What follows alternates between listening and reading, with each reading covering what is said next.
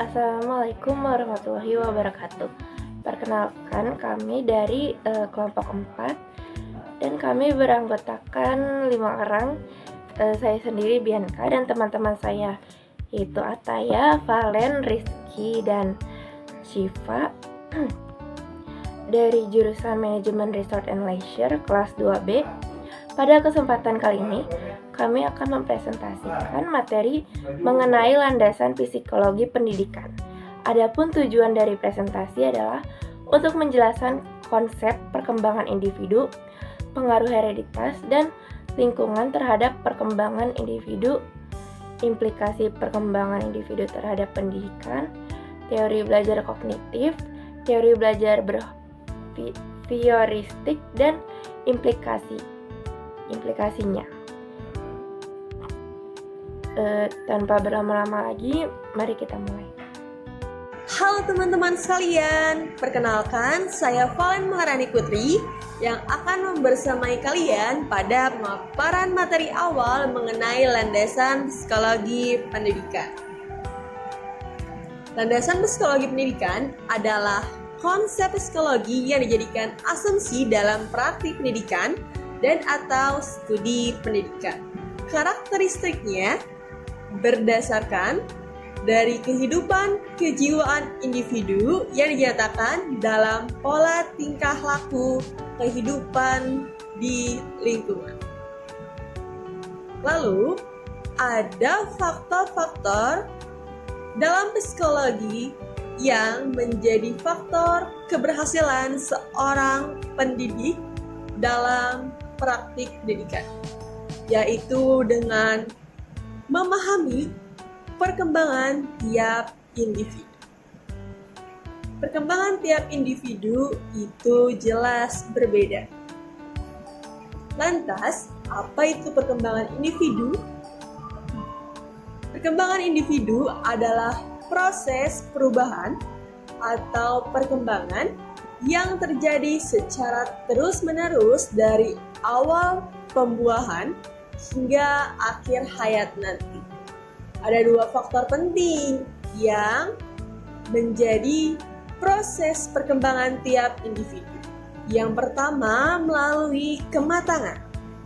Hal itu didasarkan pada perubahan fisik dan bertambahnya usia dalam lingkup biologis. Yang kedua adalah belajar. Perkembangan individu didapatkan dari belajar adalah dari lingkungan sekitarnya atau pengalaman pribadi terkait hal yang dialaminya semasa hidupnya. Kedua faktor penting tersebut yang menjadikan kesiapan belajar tiap individu. Kesiapan belajar menjadi faktor penting sebagai acuan para pendidik untuk menyusun atau merencanakan metode yang tepat dalam praktiknya sesuai dengan perkembangan tiap individu.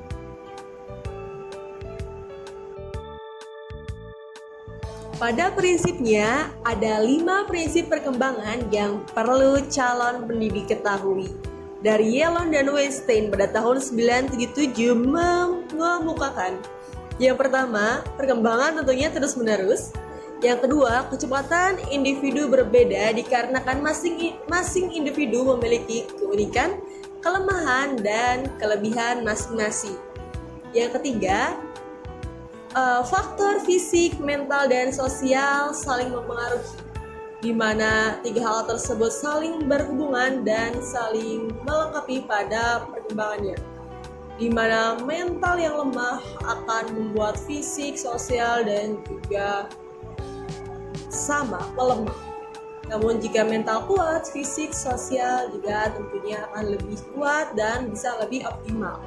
Selanjutnya ada arah prediksi di mana perkembangan bisa diramalkan. Seperti ketika kalian melihat fisik seseorang bertumbuh dari usia kecil dan besar, pertumbuhannya bisa dilihat. Juga ketika seseorang bisa lebih dewasa, terutama dalam mengambil keputusan, Biasanya anak kecil akan memilih keputusan berdasarkan pandangan orang lain atau orang tuanya hingga dia dewasa bisa memutuskan ya sendiri dan memiliki prinsip. Selanjutnya, perkembangan itu bertahap di mana sesuai usianya dari anak kecil, remaja, dewasa hingga lanjut usia. Lalu overlapping, di mana perkembangan itu bisa lebih dari satu terjadi dalam satu waktu misalnya.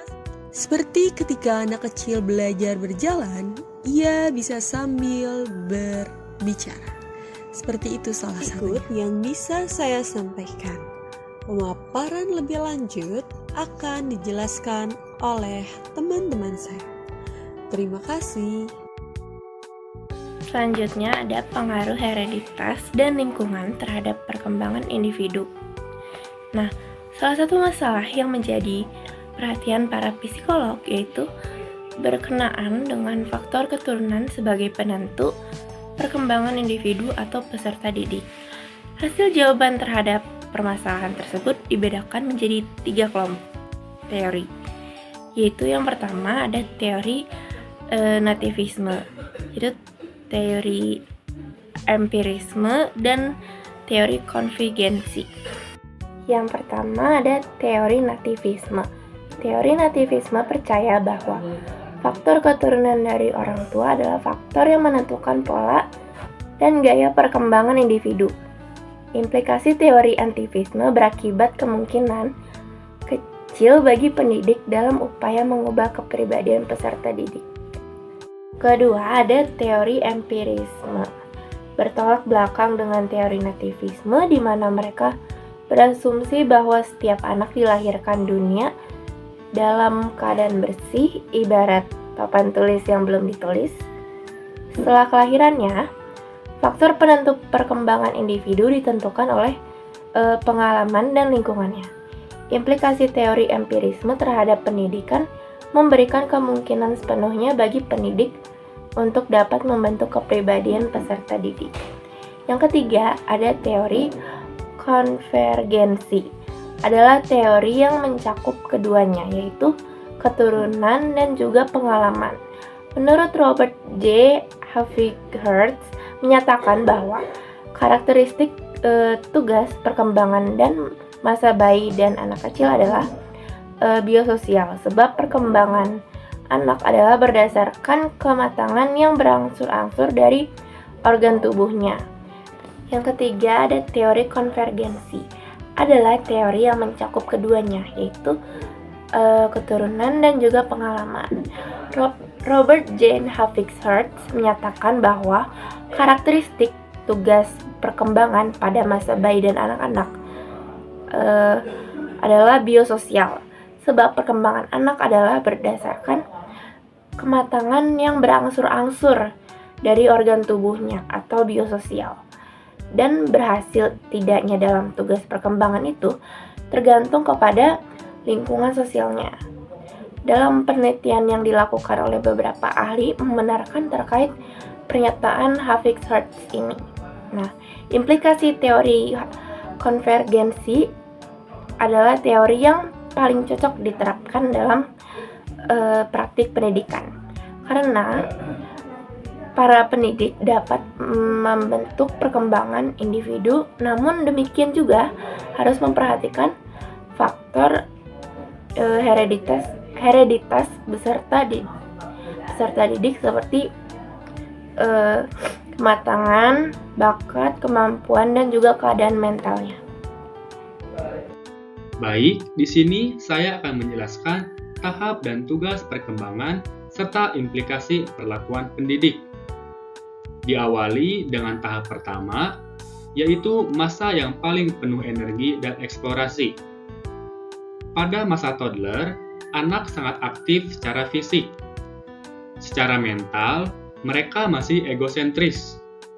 Mereka berpikir dunia berputar di sekitar diri mereka sendiri.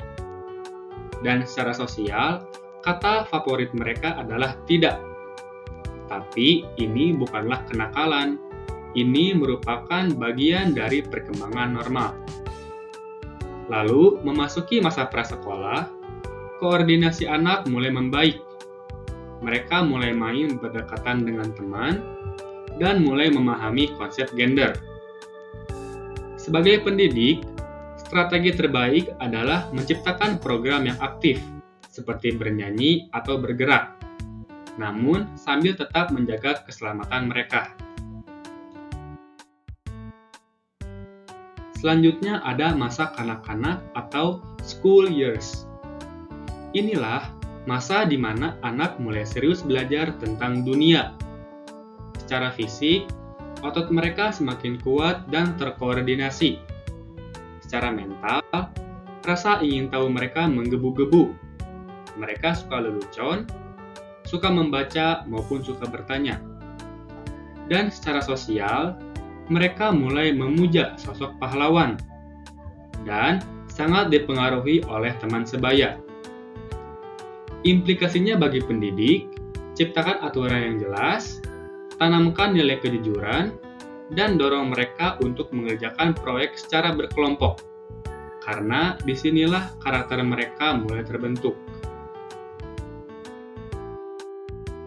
Yang terakhir ada masa remaja. Ini adalah fase yang paling kompleks dan paling menantang, baik bagi remaja maupun pendidiknya. Remaja awal mengalami pubertas dan fenomena yang disebut imaginary audience. Mereka merasa semua orang selalu memperhatikan mereka. Emosinya tidak stabil, dan mereka mulai menuntut privasi. Berbeda dengan remaja akhir yang sudah lebih matang, identitas mereka mulai mapan, cara berpikir mereka sudah lebih abstrak, dan mereka mulai belajar mandiri. Peran pendidik di sini sangat krusial, yaitu memberikan tanggung jawab yang nyata kepada mereka dan buka ruang diskusi tentang pemecahan masalah, termasuk karir dan masa depan mereka. Terima kasih. Selanjutnya ada teori belajar serta implikasinya terhadap pendidikan. Secara umum terbagi menjadi 3, yaitu behaviorisme, kognitif, dan humanisme. Peranan pendidik itu sebagai fasilitator dan memotivator bagi peserta didik dalam pembelajaran.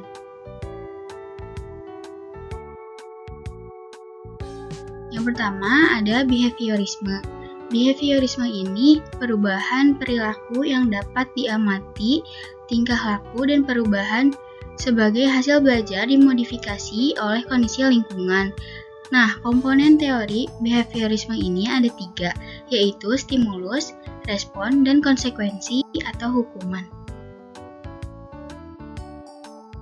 Lalu kognitif, yang mana belajar adalah perubahan struktur kognitif internal, bahwa individu mempunyai kemampuan memproses informasi. Memproses informasi tergantung pada faktor perkembangan usianya. Nah, makanya pembelajaran ini berpusat kepada siswanya atau peserta didik. Metodenya ada 2, yaitu discovery learning dan insight atau pemahaman. Tujuannya untuk mengorganisir informasi dan membangun kerangka berpikir peserta didik. Lalu selanjutnya adalah humanisme atau sang pemandu, di mana ada 4, yaitu pertama ada konsep, implikasi, metode, dan juga tujuan. Konsep adalah manusia memiliki hasrat alami untuk belajar dan juga aktualisasi diri. Lalu kedua ada implikasi, yaitu guru sebagai fasilitator, bukan instruktur. Lalu ketiga ada metode, kebebasan memilih, yaitu proyek terpadu. Dan juga terakhir ada tujuan, yaitu kesempurnaan diri dan pemenuhan emosional.